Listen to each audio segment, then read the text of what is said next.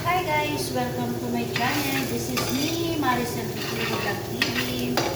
Nga pala guys, magluluto tayo ng rice. White rice lang gagawin ko guys. Di ba sinabi ko naman sa inyo, dito sa Arab country, ginigisa yung aking rice. So, gisa-gisa tayo muna, then lagyan natin ng salt, ajinomoto, lalagyan natin ng konti para magkaroon siya ng lasa. Ganun po yung rice nila dito guys. So, just mo.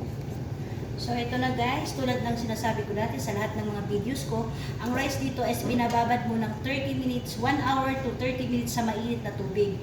So, after 30 minutes, so, ilagay na natin siya guys. Nababad ko na siya guys, malinis na siya. So, yan na guys. And then, lalagyan natin siya guys ng pampalasa. So, nilagyan ko siya ng magic sarap, ajinomoto and salt. So, eto na siya guys. And then, nagpainit na din ako ng mainit na tubig. So, eto na siya, yung mainit na tubig para mabilis nating ma-achieve yung long na rice. So, pag long rice kasi, kaya naglo-long rice siya kasi binabawad natin siya sa 30 minutes na mainit na tubig. So, kaya naglo-long rice siya. So, ayun guys. Then, lalagyan natin siya ng cinnamon stick and dry lemon and pamintang dahon.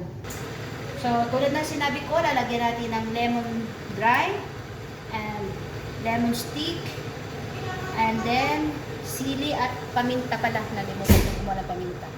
So, ito yung dahon ng laurel guys. So, laurel. So, okay na yan siya guys. Then, magpamelt din tayo ng butter. So, wait lang. Butter na. Okay na.